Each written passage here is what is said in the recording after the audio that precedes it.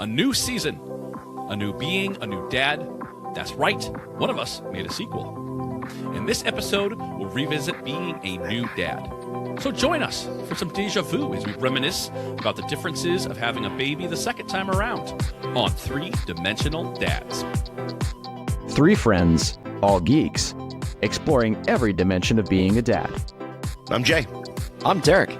And I'm Ian. And we're back, baby. Hey, We're back. all right. Season 3, Revenge of the Dads. Well, it's certainly not the Rise of the Dads or the Return of the Dads. Return of the Dads would work. Return of the Dads, and it's a very apropos episode for the Return of the Dads because we're talking about babies Jay loves crying. I love crying. My friend Justin gave me this shirt because every time we teach the Holocaust about my grandmother and her escape from Nazi Germany, I cry. So I love crying. That's it. So, hi, welcome to the podcast. Yes. We talk about feelings. Yes. Hello. but we have to mention this. Some people may be watching us with their eyes on YouTube, but if you're just listening to us on Spotify, Apple, wherever, we have a YouTube channel. We'll put the link there down in the thing. Yes, of course. What's it called? The thing? The notes. Sure. We call it the basement. It's in the basement. It's in the basement. Don't touch the thermostat. Yes. So, yes, this episode's about having a baby, but this is about having a baby the second time around. One of us has made another baby, and that one of us is me. Derrick. Yes. Yeah. Yes, so yes. if you were placing your bets on which one of us it was, so I just recently had in September my second child, and Hey. a lot has changed over the course of the year since we took a break. I have a new partner, and we had a baby together, and it is pretty amazing. But I will say that having a baby a second time around, there are lots of pros and there's lots of cons, right? So first of all, when we found out that we were pregnant, you go to the doctor, and this time around, we had what's called AMA, advanced maternal age, they call it. So we are technically geriatric parents, which is fantastic. So I'm going to get my AARP card. So of course, when you go to the doctor, they're going to try to scare you, right? So they will give you the pros and they'll give you the cons, right? So a lot of the cons could be, of course, that, with advanced age, right, you have higher risks for miscarriage, gestational diabetes, all the fun stuff, chromosome abnormalities, etc. But I think also, too, with being more mature in your age, there are also a lot of pros. For instance, I think in generally, when you're more settled down, you have more financial stability. You're probably also more emotionally mature. You have more life experience too. That's true. A lot of things that will roll off your back. I think that a lot of people that when you're younger and you're having a kid, that could stress you out. You're also more settled in your life. You're probably more settled in your career and your job, and you're not worrying about having to make big choices that could affect a younger family, I think. Liz and I, we also have a more healthy, conscious lifestyle. So we're also bringing that into, raising our child as well. So, in a lot of ways, I think we're just more self-assured. We're more self-confident. But also, I think we appreciate the little things that we notice more. Even, when you have a child that's screaming at you in your face, I think there's the little things that you could just laugh at and you don't get as stressed about as maybe that you did before. And something else that I think that after, my first experience that we really did the second time around was advocating for yourself and your health care. That was a big deal. Not just taking, what the doctor says at face value, or doctors in that case, right? But really advocating and doing your own research, but also aligning with a healthcare provider that really supports the way that you want to bring your child into the world and, is informed. And, if you want less intervention, there are doctors out there that will support you in doing that, right? That will have more common sense maybe, and just not by going the book of what the insurance is telling them. So I really think it's important that you go out, you do your research, you do your work, and you really advocate for, maternal care that will really support the way you want your child to come in. There's tons of resources. I mean, there's doulas, there are, midwives, there's natural birthing centers. You can have a baby in all sorts of flavors and ways. It's just really aligning with your partner and figuring out what experience that you both want to have, bringing your child into the world. Yeah. Yeah, that's great. That's great advice. Definitely, especially with the way insurance is now. Yes. Definitely be your own advocate. And if you want to do something, I would say out of the ordinary, right? I mean, people, when the indigenous persons in Massachusetts were having babies in the 1500s, I don't think they were going to Mass General. Nope. So, yeah. No. So, Derrick, you reminded me of, in my neighborhood, I think someone might have a profession as a midwife or a doula. Mm-hmm. So they have a bumper sticker that said, "Midwives, we help people out." And I was like, I thought that was pretty great. I know. When I came around, I was like, that could have more than one meaning. That's a good dad joke. That's a good dad joke. Hey-o. Welcome to the season. Hey, season 3. Hey-o. Hey-o. So, So I was thinking, hearing you talk about going back to having a second kid at the hospital. The first time is so scary. And so I think we should mention, new dads, if you're listening to this, we have an episode that we did in our first season. It was episode 4. That was a new dad guide to being a new dad. And so we shared all these things they don't tell you. Dads don't talk about this stuff enough. And so we shared all those. It's scary. There are things that just no one mentions to you. And then after, I'm like, wait a minute. And everyone's like, oh, yeah, that's just life. I was like, I had no idea. Yep. That's what having a kid would actually be like physically, or what to expect, or emotionally for a dad. There's a lot. So you guys didn't get the pamphlet? Oh, well, we got a folder the of man stuff, but it is wild that I think that people do more background checks and things for you getting a pet or a dog, and they just give you a human being, and you just go home with it. And they're like, "Good luck." So that was one of my things about the first kid. I feel like they checked. We talked about it in our episode. They check car seats. Yep. They come out to your car. They inspect. So for the second kid, I went to the nurse. I was like, "Do you want to see our car seats?" She's like, "No, you got this." Like, they did not. Yeah, same with changing diapers. Like the first baby, the nurses would come in and make sure we were stocked and change the diapers. Second time around, they're like, "Here's your baby." It was such a different. If they knew that you were a parent already, it was. But I thought the whole experience was really different having a second kid, having that confidence. Yeah. Is that when you've already had a baby, you've already seen a lot of this before, you've already been through it once. Your first kid, it's all brand new, and that was very stressful and very anxiety-inducing. I totally agree. Yeah, second time around, at least you're just kind of like, all right, I've changed a diaper, I've held a newborn for months. Like, I remember that was scary with having a newborn. It's like you're holding them and they're so fragile, and are they breathing, or all these things you have to figure out, how to feed them, how to change them, how to, even just how to be with them, right? To play with them or talk to them or any of that stuff. How to hold them while playing golf, it's like. So I almost feel like I couldn't enjoy it as much, where it was hard to, I was just so freaked out the whole time. Yeah. And then you find out that goes so fast. Yeah. It's like really that first year is a blink afterwards. In it feels long. Well, there is, I would say evidence that says that your mind actually blocks a lot of that out because it's so traumatic. And again, nothing terrible might happen, but it's this new stress that's, it's, on a level of 0 to 10, it's definitely an 11, right? It's bad. And your brain does wonderful things when it comes to repressing memories sometimes, which makes you want to have another kid. And then it all comes back. Right. Yeah. And I think something else balancing the second time was staying in the hospital. For the first time, I camped out at the hospital with my wife, and we stayed for 3 days, and we both were there with the baby the whole time. Having a second kid, we had a kiddo at home. So it's so I was balancing being at the hospital, being a dad to my daughter, where my wife really had to stay. She's the one who had the physical baby. Right. So, so it was it was a new role. I'm already a dad, and now I'm a dad again. It was definitely a different vibe. Yeah, I definitely agree.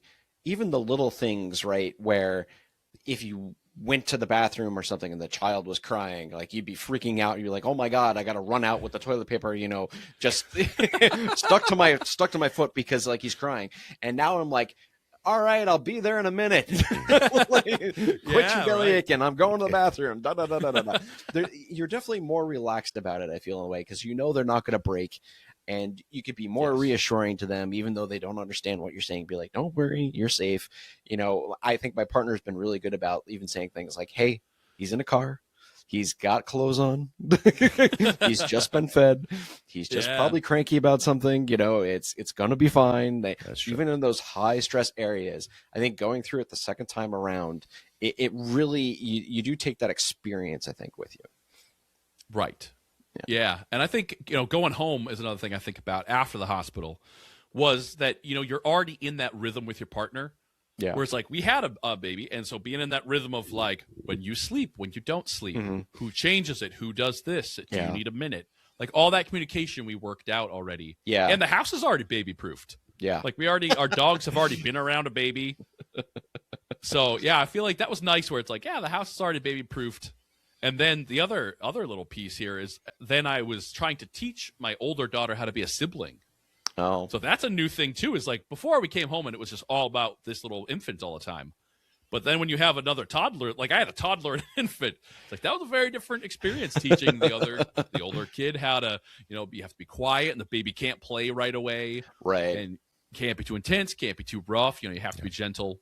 Yeah. So, and what I think also beforehand, I was excited, like, oh, my older kid will have someone to play with. It wasn't until like the baby got to that little toddler age where I realized that now they have someone to fight with. Where before the baby, it was like us and the baby, and it was all about the baby, and everything was whatever the baby wanted. Well, now if you have a sibling, that's conflict. So yeah. But you just, a whole new set of things you got to navigate. Don't you just put him in? Don't you just put him in that pen, like with plastic, and let him solve it like Thunderdome? It was during a pandemic, so yes, we got a tent that we labeled affectionately the bite tent, because whenever they go in there, they think we're not looking, and there's biting, maybe on both ends. I don't. Yeah. So, yikes! My God. Yes. The choice of having a second child. I actually feel I'm at a loss right now, because I don't have a second child that I know of.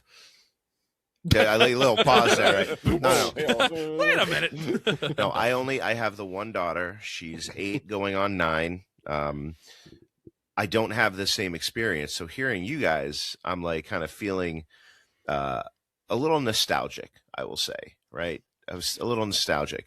I love those times. And yeah, they were really hard. There was a lot of crying. There was a lot of and that's just me, right? Like it was the baby too. And you know, there's all these things about supporting your wife and making sure that that's okay. So I'm reflective, I guess I would say, you know, like I remember that one of the big things was just rest. You all need rest, right? No matter who is on duty, that person will need the rest. So, you know, you let the wife sleep, or the other parent sleep. You take the baby, whether it's, you know, midnight, whether it's 3 a.m. You have to like balance that out. Like they say, sleep when the baby sleeps. That can't really mean both of you, right? Because then you're both awake. You're on different schedules. It's tough. It's hard. So communication, obviously, really important. I think when you have that experience of having a wife or a partner that had the child, right, and they are just physically exhausted, right? Those first 2 or 3 weeks, right? You take those extended shifts, let them sleep. I think it's a good time to do audiobooks. You can catch up on your favorite shows, right? Some of my favorite moments with my daughter as a baby were like laying on the couch and falling asleep with her, listening to music or anything like that. I loved it. And it gives your partner some extra rest. It's good bonding time too. You know, I also think about the mental load, right? Because we talk about physical, now we have mental. That mental load is just a Kobayashi Maru. It's an unwinnable situation. Like there is nothing you can do to solve that mental stress which comes with having a baby for the first time, or I would argue the second time too, because it is a lot of mental stress. You know, Derrick, you're dealing with having a baby, you know, pretty, you know, far out from having your first. And then Ian, you were right, boom, boom. Right away. Like not Irish twins necessarily, but you know, you had a baby fairly close to your first. Yeah, about three-year difference. Yeah, that's not too long, right? Your older daughter was still, really, really young. Yeah. So how do you take the mental load off? It's just give supportive talk. Be out loud. You're doing a great job. I know this is hard, but I believe in Yeah. you. You're doing great. Just all these positive affirmations. They work. They work. Yeah. Sometimes they'll yell at you and say, "You did this to me. How dare you? You were at work all day when I was here with the crying kid." Which actually, that happens, right? People get upset, but just Oh, communicate. I think that's the biggest thing. And if I'm talking to all the dads out there, new dads, old dads, this is advice that goes beyond parenting. This goes advice that I'm still working on with my wife, right? Communicating. But it's so important to communicate that positivity, I think. yeah, and I think for guys sometimes, right, communications are really can be really hard. I think that, words, specifically communicating words. And I think something though that guys can also do to support their partners is acts of service. I think that goes a long way too. And things that, you could also, again, take the mental load off. Things that, you might not realize is like bust out the vacuum, help cleaning around the house, the dishes, getting the bottles ready for like nighttime, or, if you're cleaning breast pump parts, help do the dishes, right? Help get all that stuff ready, stock the changing table, make meals ahead of time. Like one thing that we did is triple batch, stuff that you're making, right? So you have that ready to go because, man, you're not going to have time to make dinner all the time. You're going to be dealing with a screaming infant, your partner, you might be going to work, you're coming home, you're expecting to eat something, grab something out of that freezer, just like thaw it out the next day, have stuff ready to go. Getting a chest freezer was like one of the best things that we ever did. We were like set for the first 3 weeks. It was just like amazing. There's also lots of like I have a hobby. I do 3D printing, and I was able to 3D print stuff for my partner's breast pump, like just a little belt clip that she could put her portable breast pump on her belt. Holster? A holster. I'm hearing a holster. Yeah, a holster for her breast pump, right? So she could take it while she was on the go. And like now, like, there have been other like women in this group that she's part of on Facebook that want them. So just like, so, we're mailing a bunch of those out and stuff. But I think the other thing to expect is that, this is just like something that happened today.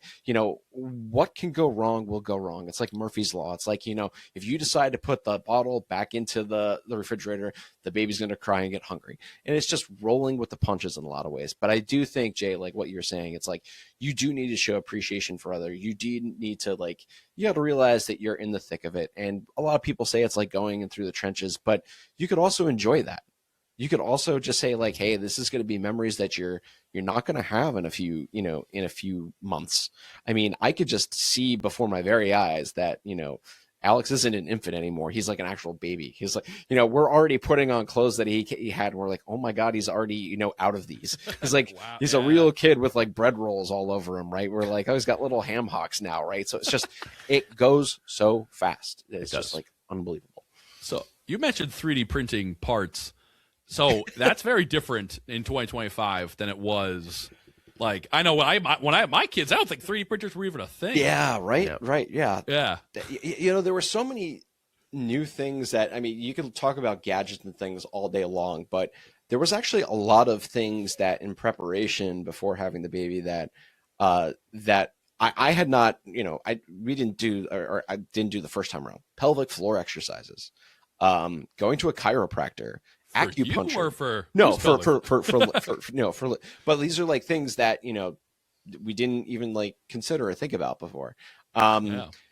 Also, there a lot of the myths around like, and I am not a medical professional at all. Neither am I'll say I. this because, Yep, me neither. but, we had doctors that were like being lax about like, eat what you want. Don't worry. Don't worry about if you're going to have a piece of sushi, go get some good sushi. Don't get it from a gas station. No. But there's a lot of things of like, don't eat raw fish. Don't have deli meat. But Yeah. the doctor's like, just relax. just don't. The more you're freaking about this, you're probably doing worse for your child. Honestly. And I will say this, like the technology of, I think that baby clothes and baby gear has taken so much from like the camping industry. It's wild.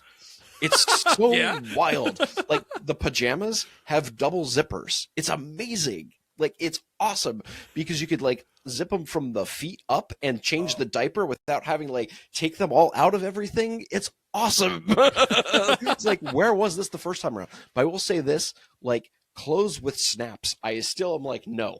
Yeah. Oh, yeah. Those are tough. Like 20 million snaps going like, you're like, well, if you're holding a squirmy thing and trying to snap, it's very. It's like, what the heck is this all this going? Like, put like, like just like pop up like, pack and plays and stuff. It's just like, just like a pop up tent. It's amazing. Do not give people snap baby clothes. No. Do not give people snap baby. If you want, right in the trash. No, in the trash.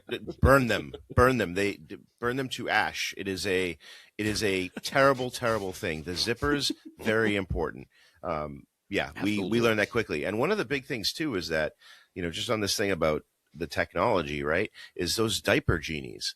Like, diaper genie great. Gen 1, like the diaper genie I had, like I see what people have now, and it's like they have like scent like emitters and things like that. Like, you open a diaper genie and it's Toxic Avenger in there, but like the ones they have now, like like a little bit of lavender or rosemary, and it's quite pleasant. I think it's great. Yeah, technology is great, and that 3D printing thing is brilliant. Like like the holster and things like that, like a business opportunity. I don't know. Yeah. Can we get that monogram with 3D-dimensional dads? Oh my God. I did see this funny thing related to Diaper Genie that guys were holding up like their Diaper Genie bags like there were fish that they caught, seeing how much they could stuff them. It was pretty amazing. So, like, how do we wrap this up? Like, it's you can't wrap up having a child because it keeps going and going and going. It's still you swaddle going. it. Yeah. It's still going. You swaddle it. That's how you get it from the. I will say this quick anecdote. I was the swaddler in my house. I was the king of swaddling. I think it's because I'm a big fan of burritos. Yeah. But that was my job. I was proud of that. I was, I had my little, like, my niche, so to speak. Yeah.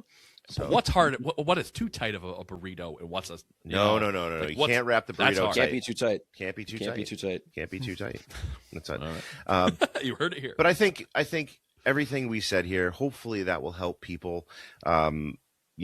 I remember some of the best things you said, Ian, in our episode 4 of season 1 is like lots of pictures, like make sure that like you have everything going, like a tactical dad diaper bag. Is I like love the that best because thing. the time to pack is not during active labor. No. It's like when you find out it's time to go, you got to go. No. And for dads, it helps to have like a bug out bag. Yeah. Same with like a zombie apocalypse. But for a baby, you know that night's coming. Bring some sweatpants, bring a pillow, bring a blanket, chargers, a cell phone charger. Yeah. It's like those hospitals are cold. Yes, they are. Amazingly cold. Those like montages in movies where like the Navy SEALs are getting ready for a mission, they're checking their ammo, they're checking their bags, stuff like that. That was me with the baby bag before we left the house. I'm like, I have puffs, I have extra water, I have diapers, I have a couple of outfits, I have all this stuff, and then like a bandolier of formula. Why not, right? It comes in the powder thing. I don't know. It's great. Yeah. I hope this episode helped people, right? I hope that all those new dads out there are enjoying their time. And I just think, take every moment and take it from 3 dads, right? It does go fast, and enjoy yourself. Absolutely. Balancing fatherhood and fandom. And that's a wrap, or should I say swaddle, on revisiting our new dad guide to having a baby in 2025. We hope you found it fun and informative as you're about to change your first diapers. Let us know your thoughts. We want to hear from you. On our next episode, we'll be continue wrapping, but this time we'll be wrapping up 2025 with our traditional year-end look at our favorites movies, games, and TV shows. So don't forget to follow us wherever you listen to your podcast. And don't forget to like and subscribe to us. We're on YouTube, Instagram, and TikTok. 3 Dimensional Dads. It's time to clock in. We'll see you next time on 3 Dimensional Dads.